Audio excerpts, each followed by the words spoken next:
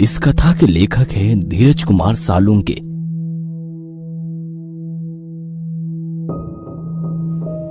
रात के 2 बज रहे थे। एक 30-35 साल की औरत सुनसान रास्ते पर ऑटो का इंतजार कर रही थी। तभी उसी रास्ते पर एक ऑटो आ गया। जैसे ही उस औरत ने हवा में हाथ लहराया, वैसे ही ऑटो ड्राइवर ने ऑटो उसके पास जाकर रोक दी। कहाँ जाना है मैडम?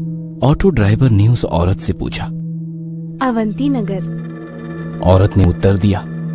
ऑटो ड्राइवर ने अपना मोबाइल निकाला और गूगल मैप पर अवंती नगर की तलाश की, क्योंकि वो शहर में नया ही आया था और वो पहले कभी अवंती नगर की ओर नहीं गया था।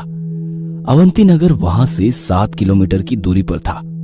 भाड़ा 300 रुपए होगा मैडम, ऑटो ड्राइवर ने औरत से पूछा। क्या 300 रुपए? भैया 300 बहुत ज्यादा है, 200 में छोड़ दो। उस औरत ने ऑटो ड्राइवर से कहा। ऑटो ड्राइवर ने उस औरत को सिर से पैर तक देखा और कुछ देर सोचकर वो बोला, बैठिए, छोड़ देता हूं। वो औरत ऑटो में बैठ गई और ऑटो अवंती नगर की तरफ निकल पड़ा। ऑटो ने 4-5 किलोमीटर की दूरी तय की थी। जब से वो औरत ऑटो में बैठी थी, तब से ऑटो ड्राइवर उसे आईने में घूरे जा रहा था और गाना गा रहा था। सलाम इश्क मेरी जान जरा कबूल कर लो, तुम हमसे इश्क करने की जरा सी भूल कर लो। ऑटो ड्राइवर के इस बर्ताव से वो औरत डर गई। उसने तुरंत किसी को फोन किया और धीरे से बोलने लगी। वैसे ही रिक्शे वाले ने गाना बंद कर दिया और उसकी बातें सुनने की कोशिश करने लगा। हेलो शालिनी, तू आ रही है ना मेरे घर? तुझे पता है ना कि मेरे पति विशाल अमेरिका चले गए हैं और मैं घर पर अकेली हूँ। वो औरत बोली।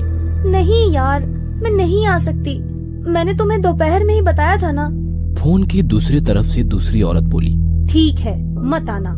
ऐसा कहकर उस औरत ने गुस्से में फोन रख दिया। ऑटो ड्राइवर ने उस औरत की बात सुन ली थी। उसने सुन लिया था कि वो औरत आज रात अपने घर पर अकेली है और उसके सहेली ने भी उसके घर आने के लिए मना कर दिया है। ऑटो ड्राइवर अभी भी शीशे से उस औरत को घूर रहा था। इस वजह से वो औरत बहुत ज्यादा डर गई थी। तभी उस औरत ने एक बंगले के सामने ऑटो ड्राइवर को रुकने के लिए कहा। ऑटो ड्राइवर ने देखा कि उस घर पर सिल्वर लीफ लिखा हुआ था। वैसे वो घर नहीं, एक बड़ा सा आलीशान बंगला लग रहा था। जैसे ही ऑटो रुक गया, वो औरत ऑटो से उतर गई और ऑटो ड्राइवर को पैसे देने के लिए उसने अपना हाथ आगे बढ़ाया। तभी ऑटो ड्राइवर ने पैसे लेते समय उसका हाथ पकड़ लिया और बोला, अब जब तुम मुझे यहाँ तक ले ही आई हो तो एक कप चाय ही पिला दो। ऑटो ड्राइवर की बात सुनकर औरत और भी ज्यादा डर गई। उसने ऑटो चालक के हाथ से अपना हाथ छुड़ा लिया और सीधे गेट के अंदर भाग गई। यह देख ऑटो चालक मुस्कुराया। तभी उसकी नजर पीछे की सीट पर गई। औरत ऑटो में अपना मोबाइल भूल गई थी। इससे पहले कि औरत अपना मोबाइल लेने वापस आती, ऑटो ड्राइवर ने ऑटो स्टार्ट कर दी और वह वहां से 9-2-11 हो गया। कुछ दूर जाकर उसने ऑटो रोका और उस मोबाइल को देखा। वो कुछ 20-25 हजार का महंगा मोबाइल था। यह देखकर वो बहुत खुश हुआ, लेकिन उसने देखा कि मोबाइल बंद था। लेकिन अब कुछ समय पहले ही तो वो औरत मोबाइल पे किसी से बात कर रही थी, तभी तो मोबाइल चालू था। फिर इतने जल्दी ये बंद कैसे हो गया? वो मन ही मन बोला। लेकिन फिर उसने सोचा कि शायद मोबाइल की बैटरी डेड हो चुकी होगी, इसलिए बंद पड़ा होगा। तभी अचानक उसके सिर में एक डरावनी योजना आ गई। मोबाइल फोन देने के बहाने उस औरत के घर जाने की। उसके दरवाजा खोलते ही उसके गर्दन पर छुरा रखकर उसकी इज्जत लूटने की और फिर घर में से सारे पैसे लूट के 9-2-11 होने की योजना बनाई। लेकिन इसके लिए उसे एक और साथी की जरूरत थी, इसलिए उसने अपने एक दूसरे ऑटो ड्राइवर दोस्त को फोन किया और उसे अपनी योजना के बारे में बताया। जब उसके दोस्त ने सुना कि एक सुंदर औरत घर पर अकेली है, तब उसका दोस्त वहां आने के लिए राजी हो गया। उसने अपने दोस्त को उस औरत के घर का पता बताया और उसे तुरंत वहां आने के लिए कहा और खुद उस औरत के बंगले के बाहर जाकर रुक गया। 10-15 मिनट बीत गए थे पर फिर भी उसका दोस्त अभी तक नहीं आया था।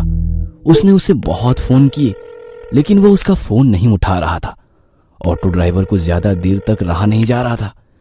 उसे उस औरत का चेहरा बार बार उसकी आंखों के सामने दिखाई दे रहा था। उसके वो हवा में उड़ने वाले बाल उसकी आंखों के सामने आ रहे थे। उसके परफ्यूम की महक अभी भी उसकी नाक में बस गई थी। तो उसने अपने दोस्त को मैसेज किया, मैं अंदर जा रहा हूं, तुम्हारे लिए दरवाजा खुला रखूंगा, जल्दी आ जाना।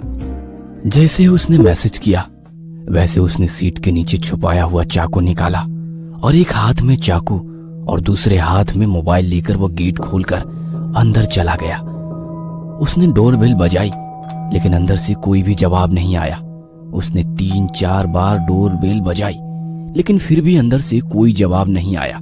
उसने सोचा कि शायद वो औरत अब सो गई होगी। उसे लगा कि उसकी योजना विफल हो गई और गुस्से में आकर उसने दरवाजे पर अपना हाथ मारा। तभी घर का दरवाजा खुल गया। उसने उस औरत का मोबाइल अपनी जेब में रखा और दाहिने हाथ में चाकू लेकर घर में घुस गया। उसने घर का दरवाजा बंद कर दिया और इधर उधर देखने लगा। वो एक बड़ा सा हॉल था। उस फ्लोर पर कोई बेडरूम उसे दिखाई नहीं दी, इसीलिए वो सीढ़ियां चढ़कर दूसरे फ्लोर पर गया। वहां उसने देखा कि एक बेडरूम का दरवाजा खुला हुआ है और उस कमरे में रोशनी चालू थी। ऑटो ड्राइवर चुपके से दबे पांव उस कमरे में जा पहुंचा। अंदर कोई भी नहीं था। तभी उसे बाथरूम में से पानी गिरने की आवाज सुनाई दी। अच्छा, तो वो औरत बाथरूम में है, इसलिए उसे डोरबेल की आवाज सुनाई नहीं दी और इसीलिए उसने दरवाजा नहीं खोला। वो मन ही मन बोला और जल्दी से बाथरूम के दरवाजे के बाहर जाके खड़ा हो गया, क्योंकि उसने सोचा कि जब वो औरत बाथरूम से बाहर आएगी तो वह तुरंत उसके गले पर चाकू रख देगा और फिर बड़ी आसानी से उसकी इज्जत लूट लेगा। तभी अंदर से दरवाजे की कुंडी खुलने की आवाज आई। ऑटो ड्राइवर हाथ में चाकू पकड़कर सतर्क हो गया, क्योंकि वह औरत अब बाहर आने वाली थी। लेकिन 2 मिनट बीते, 4 मिनट बीती, पर वो औरत अभी तक बाथरूम से बाहर नहीं आई थी। आखिरकार ऑटो ड्राइवर ने बाथरूम के दरवाजे को अंदर धकेल दिया। जैसे ही उसने दरवाजा अंदर धकेला, वैसे ही उसकी नाक में सड़े हुए मांस की बदबू घुस गई। उसने अपने बाएं हाथ से अपनी नाक बंद कर ली और बाहर से बाथरूम में झांक कर देखा और सामने का नजारा देख उसके पैरों तले जमीन खिसक गई। डर के मारे वो थर थर कांपने लगा, क्योंकि बाथरूम के बाथ टब में 8-10 लाशों का एक ढेर था। वो डर की मारे पीछे हटने ही वाला था कि तभी उस औरत ने पीछे से आकर ऑटो ड्राइवर की कमर में लात मारी और वो बाथरूम में जा गिरा। ऑटो ड्राइवर बाथरूम में गिरते ही उस औरत ने झट से बाथरूम का दरवाजा बंद कर दिया। जैसे ही ऑटो ड्राइवर ने उसकी दाईं तरफ देखा, वो पसीने से तरबतर हो गया और उसने उठकर दरवाजा खोलने की कोशिश की, लेकिन दरवाजा नहीं खुला, क्योंकि उस औरत ने बाहर से दरवाजा बंद कर दिया था। उसे पता चल चुका था कि उस औरत ने जानबूझकर उसे बाथरूम में बंद कर दिया है। ऑटो ड्राइवर दरवाजा पीट पीट कर जोर जोर से चिल्लाने लगा, मैडम दरवाजा खोलो, मैडम मैं आपके पैर पकड़ता हूं, मुझे यहां से बाहर निकालो, मुझसे गलती हो गई मैडम, मुझे माफ कर दो मैडम। वो भीख मांग रहा था, लेकिन बाथरूम के बाहर से कोई जवाब नहीं आया। बाथरूम के बाहर सन्नाटा फैल गया। आखिरकार दरवाजा पीट पीट कर उसके हाथ दुखने लगे और उसने दरवाजा पीटना बंद कर दिया। उसने उसकी दाईं ओर देखा, वैसे ही उसे बाथ टब में लगा लाशों का ढेर दिखाई दिया। 8-10 लाशें एक के ऊपर एक रखी हुई थी और हैरानी की बात तो यह थी कि उन सभी लाशों के ऊपर ऑटो ड्राइवर की यूनिफॉर्म थी। इसका मतलब ये था कि वे सभी लाशें ऑटो ड्राइवर की थी। उसने अपने कपड़ों को देखा तो उसने भी वैसे ही यूनिफॉर्म पहन रखी थी। बाथ टब के बगल में मोबाइलों का ढेर पड़ा हुआ था। ऑटो ड्राइवर ने उसकी जेब से मोबाइल निकाला और वो फिर एक बार चौंक गया, क्योंकि बिल्कुल वैसे ही मोबाइल का ढेर था। वो समझ गया कि उसे धोखे से फंसाया गया है। उस औरत का ऑटो में कहना कि मैं घर पे अकेली हूं, और उसके बाद ऑटो में मोबाइल छोड़ना, ये सब उसकी ही चाल थी। और वह बुरी तरह से उसकी जाल में फंस चुका था। वो समझ चुका था कि वे सभी ऑटो ड्राइवर भी बिल्कुल उसकी तरह ही उस औरत के जाल में फंस गए थे, और वो बाद में उसी बाथटब में मर गए। अब उसके साथ क्या होगा, इसका ख्याल उसके मन में ही आ गया। क्या ऑटो ड्राइवर उस भूतिया बंगलों से बच निकलेगा? इन सभी सवालों के जवाब जानने के लिए इस कहानी का अगला पार्ट देखना मत भूलना।